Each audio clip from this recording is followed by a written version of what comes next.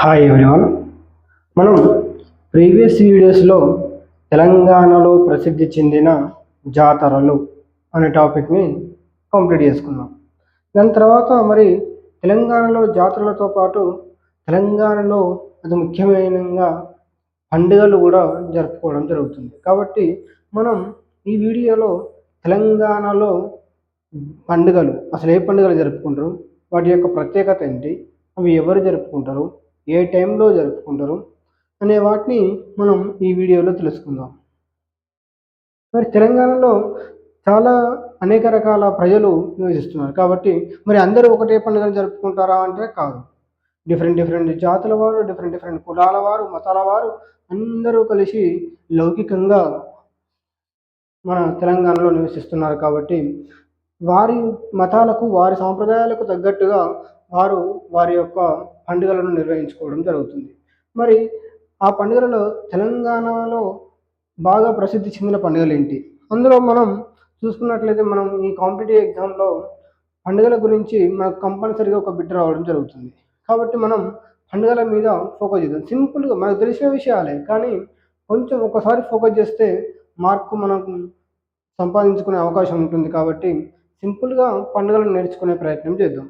అందులో భాగంగా మనం తెలంగాణలో నిర్వహించుకునే పండుగలను సింపుల్గా నేను ఒక 4 రకాలుగా విభజించడం జరిగింది. అవి మతాల వారీగా చూసుకున్నట్లయితే మరి హిందువులు, తెలంగాణలో హిందువులు ఉన్నారా? ఉన్నారు. కాబట్టి హిందువులు ఏ పండుగలు జరుపుకుంటారు? మరియు గిరిజనులు ఏ పండుగలు జరుపుకుంటారు? ముస్లింలు ఏ పండుగలు జరుపుకుంటారు? క్రిస్టియన్లు ఏ పండుగను జరుపుకుంటారు? ఇలా 4 విభాగాలుగా విభజించుకొని మనం చదువుకున్నట్లయితే కన్ఫ్యూజ్ కాకుండా సింపుల్గా మనం గుర్తుపెట్టుకునే ఛాన్స్ ఉంటుంది. కాబట్టి హిందువులు ఏ పండుగలు జరుపుకుంటారు, హిందువుల పండుగలు ఏంటి, గిరిజనుల పండుగలు ఏంటి, ముస్లింల పండుగలు ఏంటి, క్రిస్టియన్ల పండుగలు ఏంటి, మరి ఈ పండుగలకు ఓన్లీ ప్రజలే జరుపుకుంటున్నారా, ప్రభుత్వం నుంచి ఏమైనా సహాయం అందుతుందా, మరి ప్రభుత్వం వీటిని గుర్తింపు వచ్చిందా, ప్రభుత్వం ఏ పండుగలను గుర్తించింది, మరి అధికారికంగా ప్రభుత్వం, తెలంగాణ రాష్ట్ర ప్రభుత్వం అధికారికంగా ఏ పండుగలను నిర్వహిస్తుంది, ఇలాంటి విషయాలన్నీ కూడా మనం ఈ వీడియోలో నేర్చుకుందాం. అందులో భాగంగా మొట్టమొదటిసారిగా మనం హిందువుల పండుగలను స్టార్ట్ చేసుకున్నట్లయితే దానిలో భాగంగా మనం ఈరోజు వీడియోలో ఎంతో ప్రత్యేకత ఉన్నటువంటి, కేవలం తెలంగాణకే పరిమితమైనటువంటి, తెలంగాణ ప్రజలు జరుపుకునే అతి పెద్ద పండుగ, తెలంగాణకే ఒక మాణిక్యంగా, తెలంగాణకే ఒక ప్రత్యేకమైన పండుగ, అదే బతుకమ్మ పండుగ.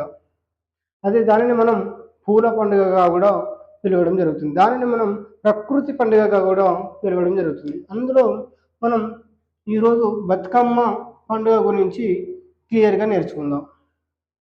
మరి ఈ బతుకమ్మ పండుగ ఎప్పటి నుంచి జరుగుతుంది, అసలు ఎందుకు జరుగుతుంది, అది ఏ రోజు జరుగుతుంది, దాని యొక్క చారిత్రక నేపథ్యం ఏమిటి, మరి ఆ బతుకమ్మ అసలు ఎక్కడ పుట్టింది, ఇలాంటి విషయాలన్నీ కూడా, బతుకమ్మను ఎన్ని రోజులు జరుపుకుంటారు, ఇలాంటి విషయాలన్నీ కూడా ఈ వీడియోలో నేర్చుకుందాం.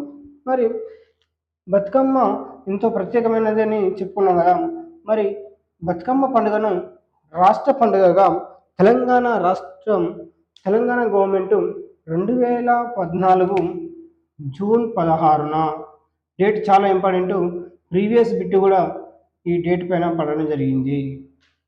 2014 జూన్ 16న మనకు బతుకమ్మ పండుగను రాష్ట్ర పండుగగా ఆమోదిస్తూ తెలంగాణ రాష్ట్ర ప్రభుత్వం ఒక జీవోను జారీ చేయడం జరిగింది. 2014 జూన్ 16 నుంచి బతుకమ్మ పండుగ అనేది అఫీషియల్గా స్టేట్ గవర్నమెంట్ నిర్వహించడం జరుగుతుంది. రాష్ట్ర పండుగగా గుర్తింపు లభించింది. మరి మనకు తెలంగాణ అనేది 2014 జూన్ 2న ఆవిర్భవించింది. తెలంగాణ సెపరేట్గా 2014 జూన్ 2న మనకు సెపరేట్ తెలంగాణ ఏర్పడడం జరిగింది. ఈ తెలంగాణ మొత్తం అనేది తెలంగాణ మనకు తెలంగాణ ఉద్యమంలో మనకు గ్రూప్ 2లో చూసుకున్నట్లయితే మరి పేపర్ 4లో మనకు రావడం జరుగుతుంది 150 మార్కులు. అక్కడ క్లియర్గా అసలు ఏంది తెలంగాణ అంటే ఏంది, తెలంగాణ ఆంధ్ర వాళ్ళతో ఎప్పుడు కలిసింది, తెలంగాణ ఎప్పుడు విడిపోయింది, ఎట్లా విడిపోయింది, ఎందుకు విడిపోయింది, అసలు కారణం ఏంది అనే విషయాలు మనం ఉద్యమం చెప్పుకున్నప్పుడు కూలంకషంగా వివరంగా చెప్పుకుందాం. ఇది మనకు పండుగలు తెలంగాణ సంస్కృతిలో భాగంగా మనం చెప్పుకుంటున్నాం కాబట్టి ఆ టాపిక్ టచ్ చేయట్లేదు. కేవలం పండుగల వరకే పరిమితమై మనం ఈ పండుగలను చూద్దాం. తర్వాత ఉద్యమానికి వెళ్ళినప్పుడు అప్పుడు చూద్దాం అసలు తెలంగాణ కథ ఏందనేది. కాబట్టి 2014 జూన్ 2న మనకు తెలంగాణ ఆవిర్భవించింది.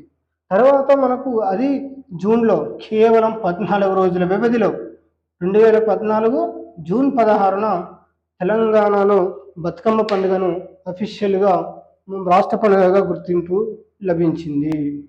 మరి దీని యొక్క చారిత్రక నేపథ్యం చూసుకున్నట్లయితే మరి బతుకమ్మ అసలు ఎట్లా వచ్చిందంటే కాకతీయుల శత్రువులు మనకు కాకతీయులు వరంగల్ రాజధానిగా తెలంగాణను పరిపాలించిల్లని మనకు తెలుసు.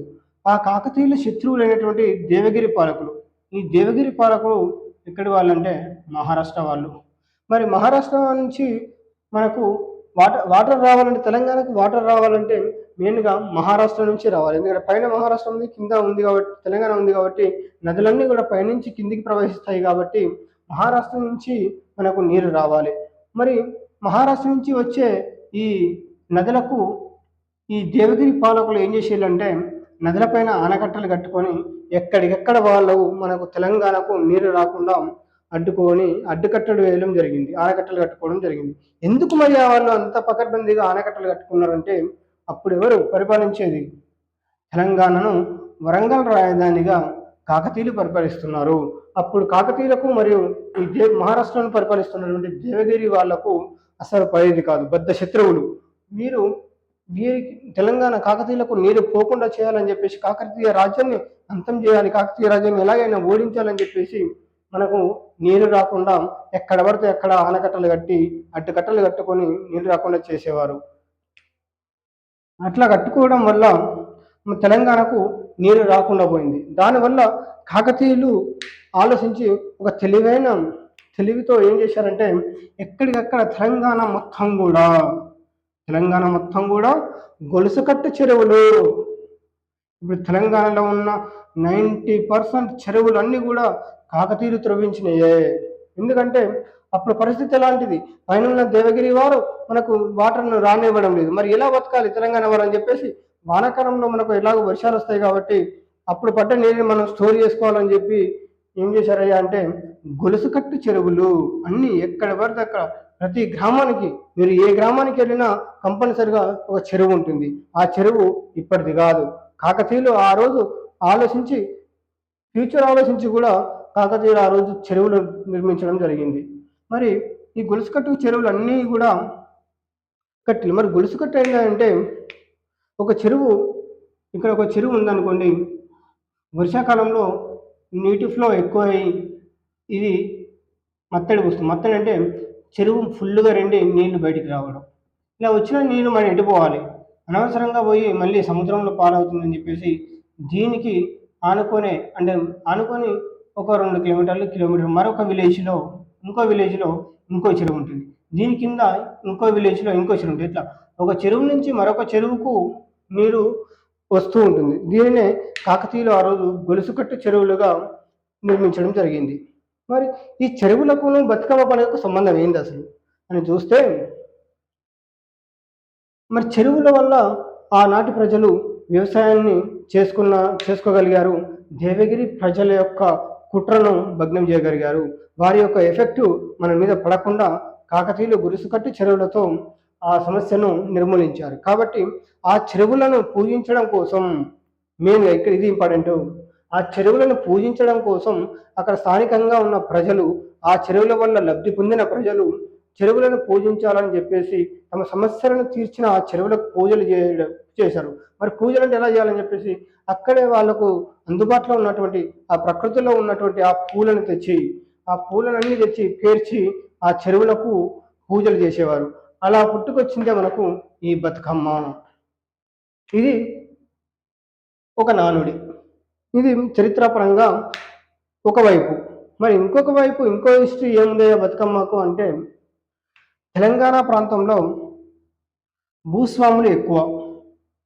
భూస్వాముల దౌర్జన్యాలు మనకు ఎక్కువగా నిజాం కాలంలో భూస్వాముల యొక్క దౌర్జన్యాలు అవి మనకు చాలా కొట్టొచ్చినట్టు ప్రతి విలేజ్లో కూడా భూస్వాములు వాళ్ళ యొక్క ఆకృత్యాలు ఎక్కువగా ఉండేవి.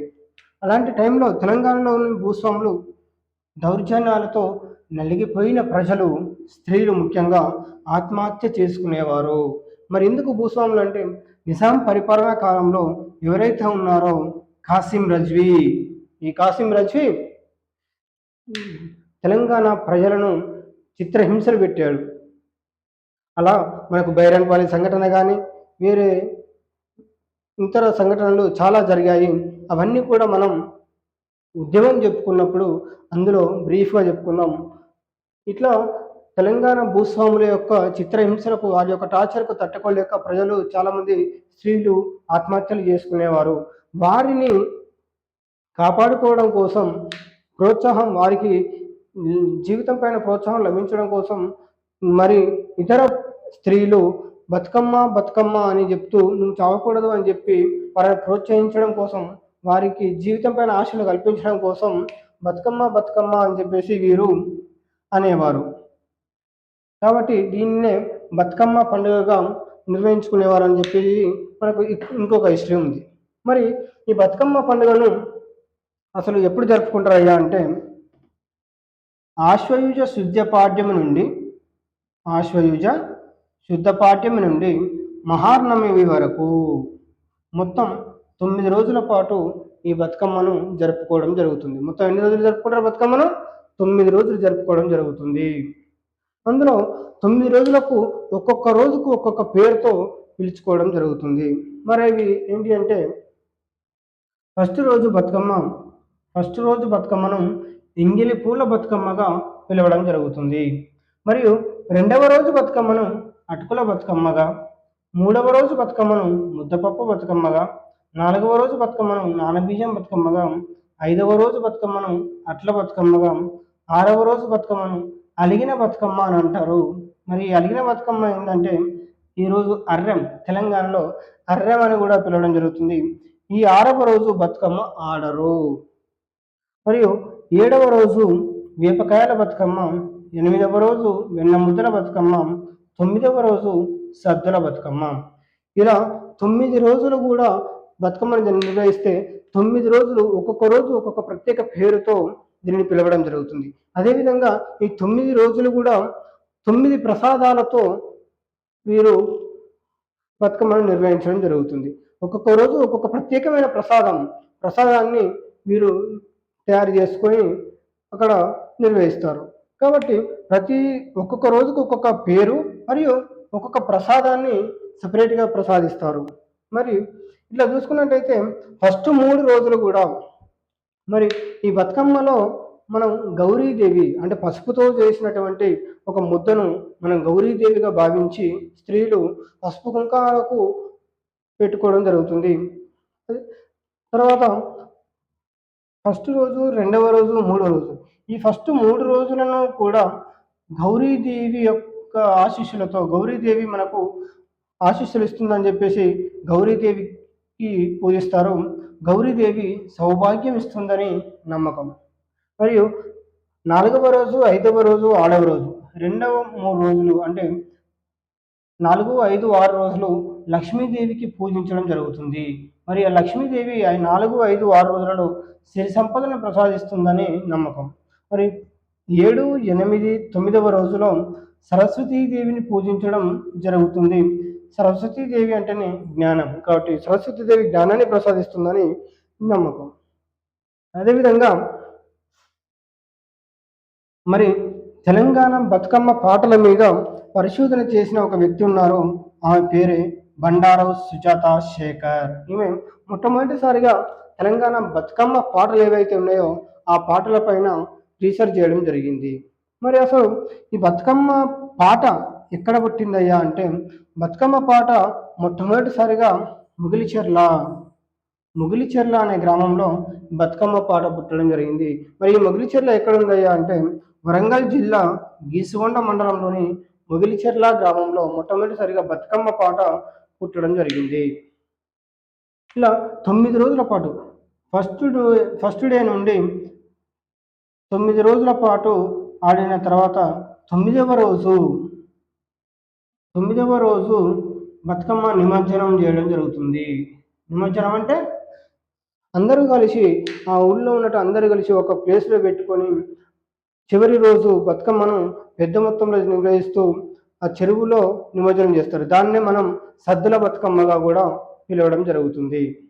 ఇలా మనం బతుకమ్మ పండుగను బ్రీఫ్గా తెలుసుకోవడం జరిగింది. ఒకసారి మరి చూస్తే ఇంపార్టెంట్గా మనం డేట్ మనకు చాలా ఇంపార్టెంట్. ఎందుకంటే రాష్ట్ర ప్రభుత్వం దీన్ని అఫీషియల్గా రాష్ట్ర పండుగగా గుర్తించింది కాబట్టి 2014 జూన్ 16 చాలా ఇంపార్టెంట్. మరియు ఏ రోజున ఏమని పిలుస్తారు అది ఇంపార్టెంట్. ఇది ఏ రోజు జరుపుకుంటారు ఇక్కడ క్వశ్చన్ పడుతుంది. కంపల్సరీగా క్వశ్చన్ పడే ఛాన్స్ ఉంది. ఎందుకంటే ఎక్కువ మంది దీనిని గుర్తుపెట్టుకోలేరు. ఆశ్వయుజ శుద్ధ పాడ్యమి నుండి మహానవమి వరకు 9 రోజుల పాటు దీన్ని నిర్వహించుకోవడం జరుగుతుంది. Thank you everyone.